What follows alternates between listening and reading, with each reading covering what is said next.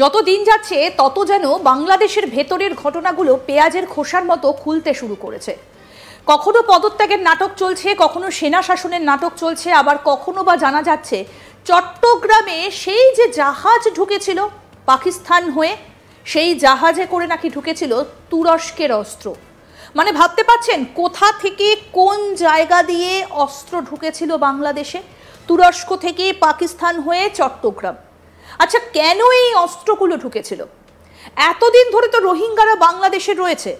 শেখ হাসিনা, প্রধানমন্ত্রী শেখ হাসিনা, তিনি রোহিঙ্গাদের একটা থাকার ব্যবস্থা করে দিয়েছিলেন, কিন্তু তখন বোধহয় তিনি বুঝতে পারেননি এই রোহিঙ্গাদের অর্থাৎ রাখাইন প্রদেশকে একটা সেখানে একটা অশান্তি সৃষ্টি করে, একটা চাঞ্চল্যকর পরিস্থিতি সৃষ্টি করে বাংলাদেশে এই রোহিঙ্গাদের আশ্রয় দেওয়াটা এটাও একটা চাল ছিল।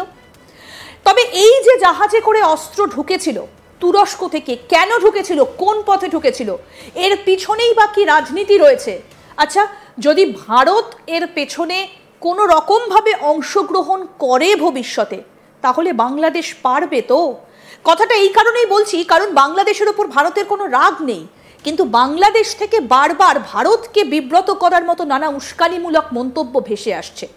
আমরা এই সমস্ত কিছু নিয়ে আলোচনা করব। আমাদের সঙ্গে এই মুহূর্তে সরাসরি রয়েছেন বাংলাদেশের বিশিষ্ট আইনজীবী নিঝুম মজুমদার। দাদা, আপনাকে স্বাগত জানাই আজ তাক বাংলায়। আমরা বহু আলোচনা করেছি বাংলাদেশের ষড়যন্ত্র, বাংলাদেশের পরিস্থিতি কোন দিকে যাচ্ছে, বাংলাদেশের রাজনৈতিক চিত্র পটভূমি, কিন্তু এই যে জাহাজগুলো ঢুকেছিল আমরা সেটা নিয়েও অনেক আলোচনা করেছি, এবং যারা এই কন্টেনারগুলো রিসিভ করেছিলেন বাংলাদেশে তাদেরকে দেখা গিয়েছিল আর সেখানে নেই, তাদেরকে সরিয়ে দেওয়া হয়েছে। তখন কি কোনোভাবে ঘুণাক্ষরেও বুঝতে পেরেছিলেন যে এগুলো তুরস্কের অস্ত্র আসছে? আমার তুরস্কের ব্যাপারে আমার যেই ভাবনাটা, সেটাও আমি মনে হয় এই প্রোগ্রামে অনেকবার শেয়ার করেছি। আমি বলেছি যে 5ই আগস্টের যে জঙ্গি হামলা, এই জঙ্গি হামলার ক্ষেত্রে তুরস্কের একটা বড় ধরনের ভূমিকা আছে। চাইনিজ মানি আছে এখানে তুরস্কের মানি আছে, এবং এমনও মনে হয় বলেছিলাম, আমি ভুল না করে থাকলে, আমার যদি খুব বেশি স্মরণশক্তি লোপ না পায়, যে দোহা থেকে কাতার হয়ে এই টাকা ঢুকেছে, এবং এই ব্যাপারে আমি নিশ্চিত ছিলাম। আমি এমনও তথ্য দিয়েছিলাম যে ইউক্রেন যুদ্ধে যে কালাশনিকভ, যেই প্রায় 10,000 অস্ত্র বাংলাদেশে ঢুকেছে, সেটাও মিয়ানমার হয়ে ঢুকেছে।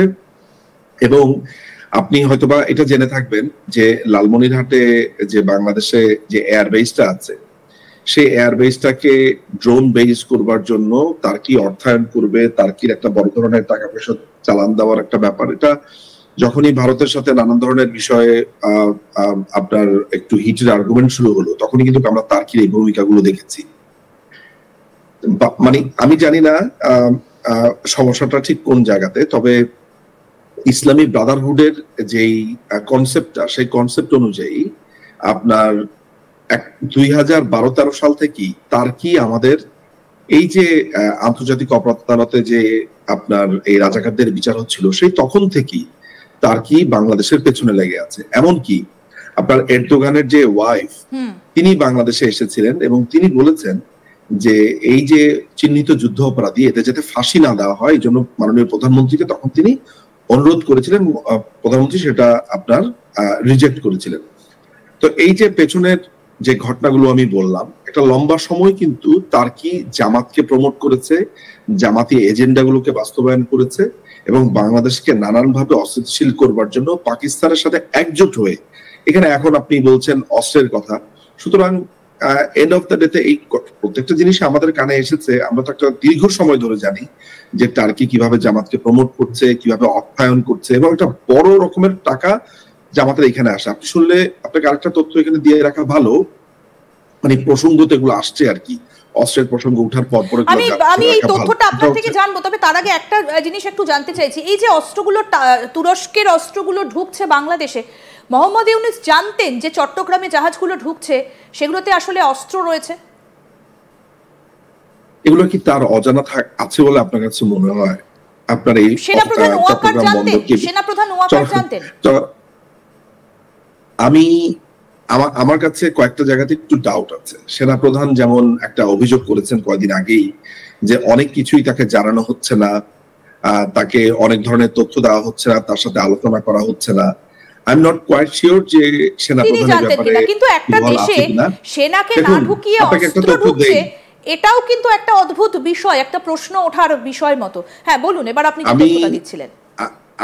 আমি আসলে দুটো দুটো জিনিস আসলে আমার আলোচনা করতেই হবে। আমি জানি যে বাংলাদেশের যে এখন যে ডিজিএফআই যেটা আছে গোয়েন্দা সংস্থা এবং মিলিটারি ইন্টেলিজেন্স, মিলিটারির মধ্যেই আসলে দুটো।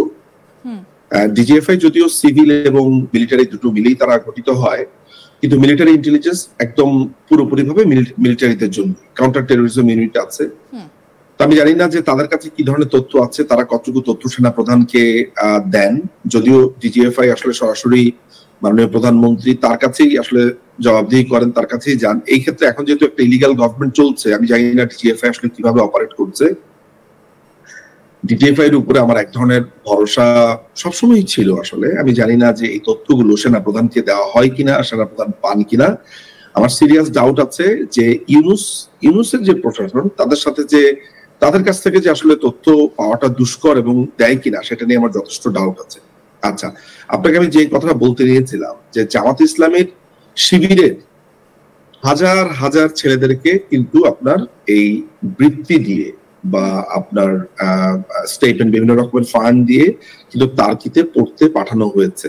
আচ্ছা, সো এই তথ্যটাও এখানে জেনে রাখা ভালো যে তারকে একটা দীর্ঘ সময় ধরে বাংলাদেশকে অস্থিতিশীল করবার জন্য তাদের যে মাস্টার প্ল্যান, জাহাজে করে অস্ত্র আসা, একদম একদম একদম আপনি দেখছেন না কিভাবে কথা বলে, তারা কিভাবে কথা বলছে, এত পরিষ্কার করে বলেছে যে যদি 5ই আগস্টে তারা টার্কি বা তুরস্ক যে একটা ঘুঁটি সাজিয়েছিল সেটা আমরা দেখেছি, কারণ বাংলাদেশ ভারত সীমান্তে সেখানে টার্কি ড্রোন উঠছে, এটা আমরা যেমন দেখেছি, তেমনি অন্যদিকে অপারেশন সিন্দুর চলাকালীন পাকিস্তান যে সমস্ত ড্রোনগুলো ভারতে পাঠিয়েছিল সেগুলোও বেশ কিছু টার্কির ছিল। অর্থাৎ টার্কি যে ভারতের বিরুদ্ধে একটা ঝক কষছে এটা নিশ্চিত। কিন্তু আরো একটা গুরুত্বপূর্ণ তথ্য যেটা আপনার কাছ থেকে জানতে চাইবো, যে গতকাল খলিলুর রহমান তিনি একটা বৈঠক করেছেন এবং সম্ভবত সেই বৈঠকে আরো বেশ কয়েকজন উপস্থিত ছিলেন। কোথায় হয়েছে এই বৈঠক এবং কি নিয়ে এই বৈঠকটা হলো? এই বৈঠকটা হয়েছে দোহাতে। আমাদের কাছে ইন্টেল বলছে 26 থেকে 27 তারিখে এই বৈঠকটা অনুষ্ঠিত হয়। এটা হয়েছে আমেরিকান শার্স্টেই অ্যাফেয়ার্স যিনি আছেন ট্রেসি অ্যান জ্যাকবসন, সেই ভদ্রমহিলার সাথে আপনার উড়ে এসে জুড়ে বসা অবৈধ দখলদার বাহিনীর কথিত নিরাপত্তা উপদেষ্টা খলিলুর রহমানের বৈঠক হয়েছে বলে আমাদের কাছে ইন্টেল আছে। আমি আপনাকে যে একেবারে ভেরিফাইড বলতে পারবো তা না, তবে আমার কাছে সোফার যে ইনফরমেশন আছে সেইটা। আপনি এটার সাথে এটাও জেনে রাখেন যে শফিকুর রহমানের সাথে সেনা প্রধানের একটা বৈঠক হওয়ার কথা হয়েছে এবং একই সাথে শফিক অর্থাৎ জামাতের যে শফিক সে আপনার দোহাতে যাচ্ছে, এই ধরনের একটা সংবাদ আমরা বিডি ডাইজেস্ট নিউজ পেপার থেকে আমরা দেখতে পেয়েছি। এবং আমাদের ইন্টারনাল সোর্স, আমার ইন্টারনাল সোর্স গুলো এখনো আমাকে এই ব্যাপার